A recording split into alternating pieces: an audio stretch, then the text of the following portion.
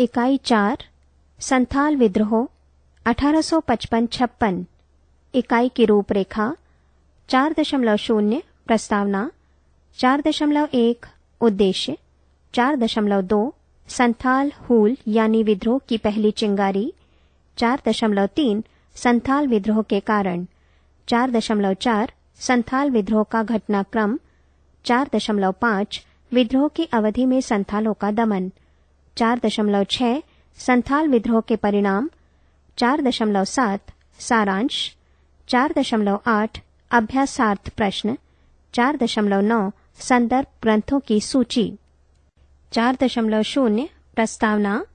संथाल भारत की 5 करोड़ जनजाति जनसंख्या का एक भाग है। देश की मुख्य जनजातियों में संख्या की दृष्टि से गोंड सर्वप्रथम आते हैं, उनके बाद संथाल आते हैं और तीसरे स्थान पर भील जनजाति को रखा जाता है। देश की संपूर्ण जनसंख्या का 7.8% जनजातियों का है। संविधान के अनुसार इन जनजातियों को अनुसूचित जनजातियां कहते हैं। ये अनुसूचित इसलिए हैं कि राष्ट्रपति द्वारा घोषित अनुसूची में इनका नाम दर्ज है। अनुसूचित जनजाति होने के कारण इन्हें कुछ विशेष सुविधाएं प्राप्त हैं। अधिसंख्यक संथाल बिहार में पाए जाते हैं, लेकिन इनकी जनसंख्या का एक भाग पश्चिमी बंगाल में भी पाया जाता है। कहना चाहिए कि कुल संथाल जनसंख्या का कोई 98% भाग बिहार और पश्चिमी बंगाल में रहता है। न्यूनतम संख्या में संथाल असम, मेघालय, उड़ीसा, नेपाल तथा बांग्लादेश में भी मिलते हैं। जनजाति के लोग बहुत ही शांतिप्रिय हैं। बहुत पहले जॉर्ज कैम्पबेल ने कहा था कि संथाल एक ऐसी मेहनतकश कौम है जो व्यवस्थित रूप से जंगल को काटकर कृषि योग्य भूमि को तैयार कर देती है। ये सत्य है कि जब 1793 ईस्वी में जमींदारी व्यवस्था का आविर्भाव हुआ तो संथालों की कृषि भूमि पर ही जमींदारों को भूमि का कब्जा दिया गया। संथालों द्वारा 1855-56 में किया गया विद्रोह वास्तव में इतिहासकारों की अध्ययन सामग्री रहा है। हाल ही में इस विद्रोह का अध्ययन मानवशास्त्रियों और समाजशास्त्रियों ने भी किया है। जब इतिहासकार संथाल विद्रोह का अध्ययन करते हैं तब उनकी रुचि उपनिवेशवादी ब्रिटिश कालीन प्रशासन को देखनी होती है। इतिहासकार ये भी देखते हैं कि संथाल विद्रोह के उठने के कारण क्या थे, ब्रिटिश शासकों ने इस विद्रोह को किस भांति दबाया और इसके परिणाम स्वरूप उनकी प्रशासनिक रीति नीति में क्या परिवर्तन आए। इतिहासकार ये भी देखते हैं कि इस प्रकार के आदिवासी विद्रोह देश के अन्य भागों में किस भांति विकसित हुए। जब मानवशास्त्री और समाजशास्त्री संथाल विद्रोह का विश्लेषण करते हैं तब उनका केंद्रीय तर्क ये होता है कि ये विद्रोह वस्तुतः एक प्रकार के आंदोलन है। आंदोलन वो है जिसमें निरंतरता होती है। समाजशास्त्रियों में M.S.A. राव ने कहा है कि संथाल विद्रोह आदिवासी कृषकों का हमारे देश में सबसे पहला आंदोलन था। इसके बाद बारडोली, गुजरात, तेलंगाना, आंध्र प्रदेश और दक्षिण के राज्यों में जो भी कृषक विद्रोह हुए वस्तुतः वे आंदोलन ही थे। आज भी ये आंदोलन समय समय पर महाराष्ट्र और उत्तर प्रदेश में देखने को मिलते हैं। यहाँ हम संथाल विद्रोह को ऐतिहासिक और मानवशास्त्रीय दोनों दृष्टिकोणों से देखने का प्रयास करेंगे। पृष्ठ 59। 4.1 उद्देश्य। इस इकाई में आप संथाल जनजाति द्वारा किए गए विद्रोह का अध्ययन करेंगे। इस अध्ययन के निम्न उद्देश्य हैं। 1.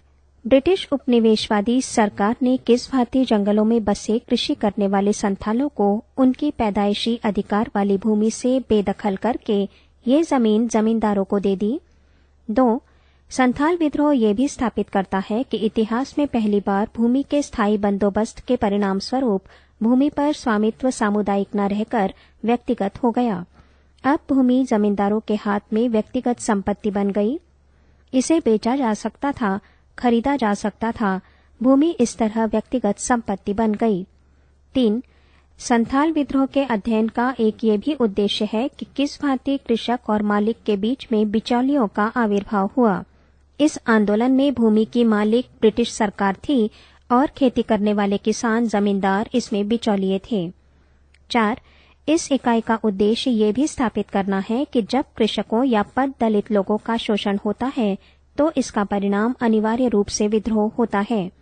जब संथाल जनजाति के किसानों को उनकी भूमि से वंचित किया गया, उन्हें बंधुआ मजदूर बना दिया गया, तो इसका परिणाम विद्रोह में हुआ। 5. इस इकाई का एक और उद्देश्य ये भी बताना है कि जनजातियों और किसानों का शोषण केवल सरकार और बिचौलिए ही नहीं करते, व्यापारी और सूदखोर भी करते हैं। संथालों का ये विद्रोह जहां एक और उपनिवेशवाद के विरोध में था, वहीं वे सूदखोरों और व्यापारियों के भी दुश्मन थे। 6. संथाल विद्रोह के अध्ययन का एक और उद्देश्य ये भी है कि कभी-कभी कोई बहुत बड़ा विद्रोह असफल भी हो जाता है, पर इसके दूरगामी परिणाम बहुत घातक होते हैं। वे संपूर्ण प्रशासनिक व्यवस्था को बदलने के लिए भी कारगर होते हैं। 4.2 संथाल हूल यानी विद्रोह की पहली चिंगारी। संथाल विद्रोह के पीछे कई कारण हैं, लेकिन 1855 ईस्वी की जुलाई में जब ये आंदोलन चला तो इसका कारण एक विशेष घटना है। इतिहासकार मानवशास्त्री के सुरेश कुमार सिंह का कहना है कि छोटा नागपुर के भगनाडीही गांव में 4 भाई सीधू, कान्हू, चंदू और भैरव रहते थे। ये भाई जमींदार और राजस्व अधिकारियों से अत्यधिक पीड़ित थे। इन चारों भाइयों के पास कोई कृषि भूमि नहीं थी। ये भूमिहीन थे। इन भाइयों में सीधू और कान्हू अधिक संवेदनशील थे। रात और दिन वे जमींदार, सूदखोर और बनियों के अत्याचार से पीड़ित थे। एक रात जब वे सो रहे थे, उन्हें सपने में ठाकुर यानी भगवान एक सफेद आदमी के रूप में दिखाई दिए। इस आदमी का हुलिया आदिवासी हुलिये की तरह था। उसके प्रत्येक हाथ में 10-10 उंगलियां थीं। उसने एक पुस्तक पर कुछ लिखा और उसे इन भाइयों को सौंप दिया।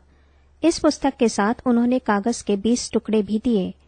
ये सफेद आदमी देखते ही देखते आसमान की ओर उड़ गया। पृष्ठ 60। कुछ दिनों तक ये सफेद आदमी सीधू और कान्हू के सपनों में रोज आता रहा। कभी वो आग के लपटों की तरह ओझल हो जाता था, कभी चाकू तथा कागज के साथ ओझल होता था। कागज पर वो संथाल जनजाति को आदेश देता था कि वे जमींदार और बनियों को समाप्त कर दें। इस घटना को सीधू और कान्हू ने अन्य संथालों को बताया और धीरे धीरे एक ऐसा दिन आया जब कुछ संथालों ने मिलकर महेश लाल दरोगा के सिर को धड़ से अलग कर दिया। बस ये विद्रोह का प्रारंभ था। इस चिंगारी ने तो संथालों पर जादू का काम किया, लेकिन वास्तविक विद्रोह के प्रारंभ होने से पहले संथाल जनजाति में कई अफवाहें भी फैल रही थीं। एक अफवाह ये थी कि संथाल गांव में नाग नागिन खुलेआम घूम रहे हैं और वे संथालों को निगल रहे हैं।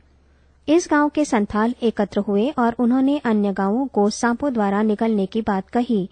अफवाह ने जोर पकड़ा। कुछ संथालों ने इस अफवाह का संबंध जमींदारों और बनियों के साथ जोड़ा। एक और अफवाह ये भी थी कि एक भैंस गांव-गांव घूमती है और संथालों को खा जाती है। ये भी अफवाह चली कि कुछ गांवों में संथाल खुलेआम व्यापारियों और जमींदारों को मार रहे थे। संथाल विद्रोह के पीछे कई तत्कालीन अफवाहें और कारण भी थे, लेकिन इस विद्रोह को इस तरह से नहीं देखा जा सकता। वास्तविकता यह है कि संथाल जमींदार, व्यापारी और राजस्व अधिकारियों के दमन और अत्याचार से इतने पीड़ित थे कि वे विद्रोह करने को बाध्य हो गए।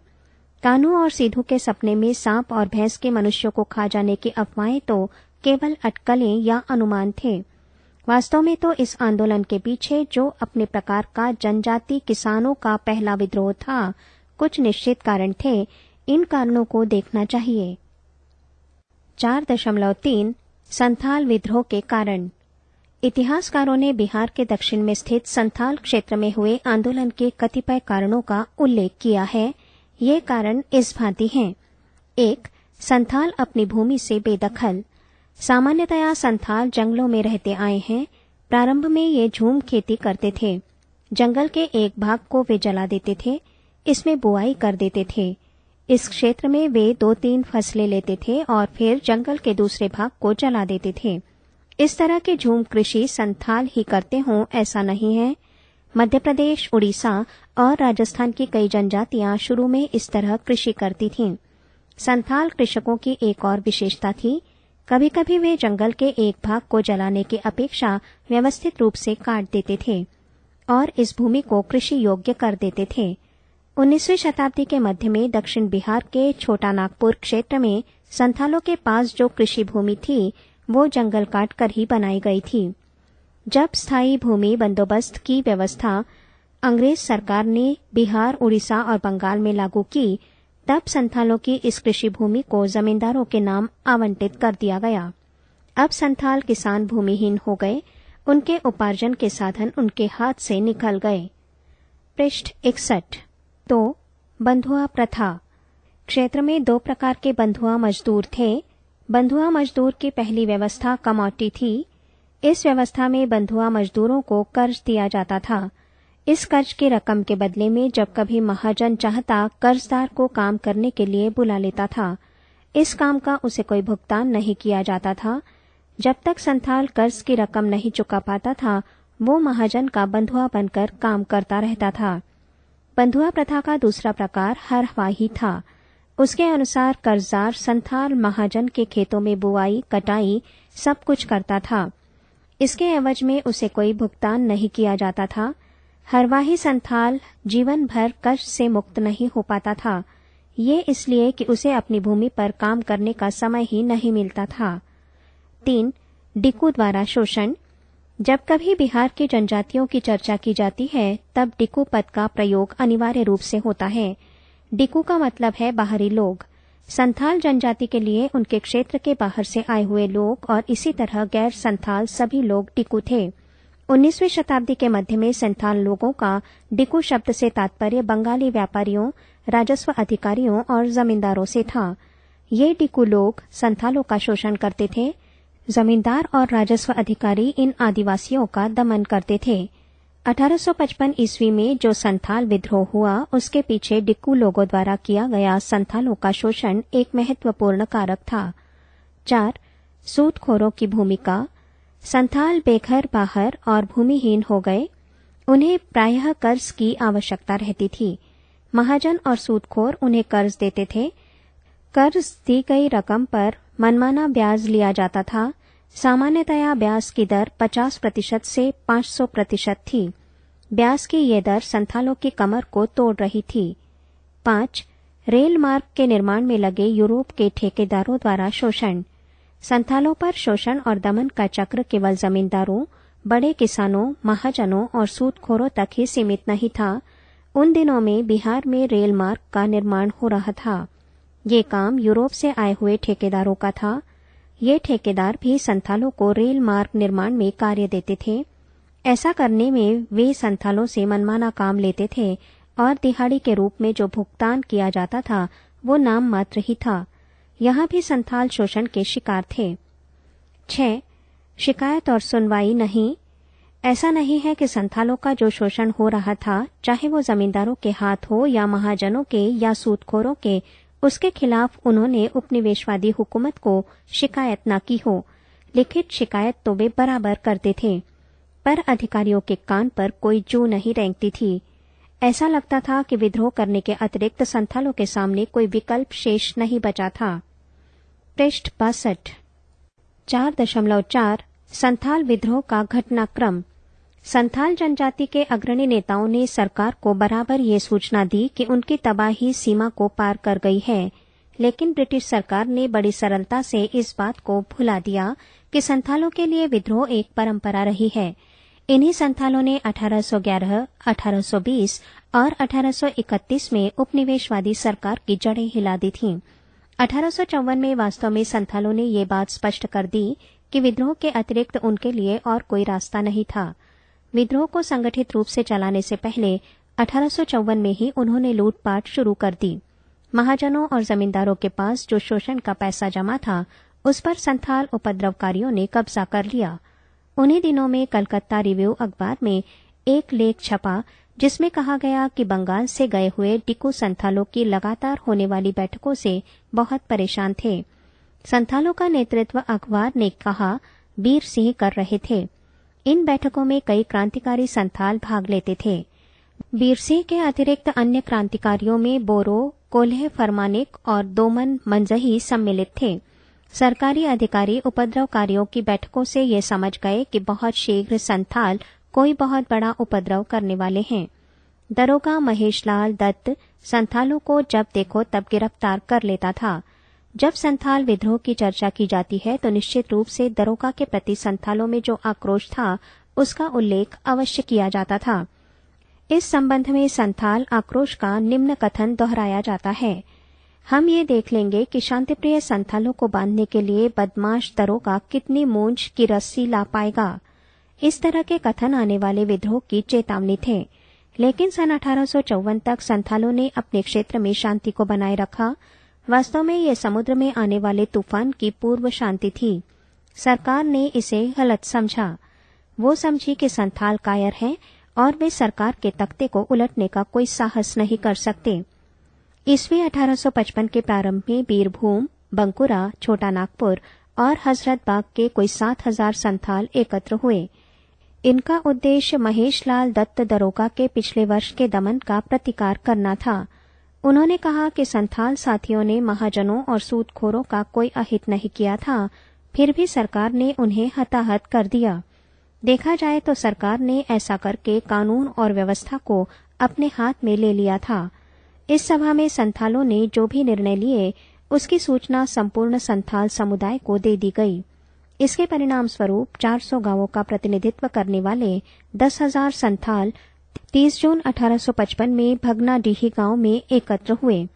इस सभा में कहा गया कि सभी संथाल संगठित होकर एक आदमी की तरह शोषण के खिलाफ विद्रोह करेंगे। इस सभा के आदेश पर अपने निर्णय की संथाल नेताओं किरता, भादू, सुन्नो और सीधों ने कमिश्नर को सूचना दी। महाजनों और जमींदारों को भी ये कह दिया गया कि वे संथालों के शोषण का उत्तरदायित्व अपने ऊपर लें तथा उनके पत्र का उत्तर 15 दिन में किसी भी तरह प्रेषित करें। संथाल नेताओं ने भगनाडीही के अपने इस पत्र में ये भी घोषणा की कि वे अपने निश्चय के अनुसार किसी भी स्थिति में जमींदारों और महाजनों के शोषण से मुक्ति पाने के लिए सब कुछ करेंगे। उन्होंने दृढ़तापूर्वक कहा, विचित्र बात है, संथालों की इस चुनौती का सरकार ने कोई उत्तर नहीं दिया। इधर एक और सहानुभूति की लहर संथाल क्षेत्र में देखने को मिली। वे गैर संथाल जो संथाल गांवों में रहते थे, उन्होंने दृढ़तापूर्वक कहा कि जब कभी संथाल विद्रोह का बिगुल बजाएंगे, वे उनके साथ कंधे से कंधा मिलाकर स्वतंत्रता की इस लड़ाई में लड़ेंगे। जुलाई 28, 1855 में भागलपुर के कमिश्नर ने बंगाल सरकार के सचिव को निम्न पत्र लिखा। जो कुछ विवरण हमें प्राप्त है, इसके अनुसार संथालों के विद्रोह के पीछे ग्वाले, तेली और दूसरे जातियों के लोग काम कर रहे हैं। इन जातियों के लोग ढोल बजाकर सभी ग्रामीणों को एकत्रित करते हैं और खुफिया की तरह काम करते हैं। संथालों के लिए हथियार बनाने का काम लोहारों ने ले लिया है। वे ही तीर बनाते हैं और कुल्हाड़ियां तैयार करते हैं। अब ये सरकार के लिए आवश्यक है कि वो विद्रोहियों के खिलाफ शीघ्र और सख्त कार्यवाही करें। पृष्ठ 63। परिस्थितियां संथालों के अनुकूल थीं। वे संगठित हो गए, सीने में उत्साहित दिल और होठों पर विद्रोही गीत लिए और हाथों में तीर कमान लेकर संथाल झंडा ऊंचा उठाकर विद्रोह के लिए चल पड़े। उनके दुश्मन जमींदार, महाजन और उपनिवेशवादी सरकार थे।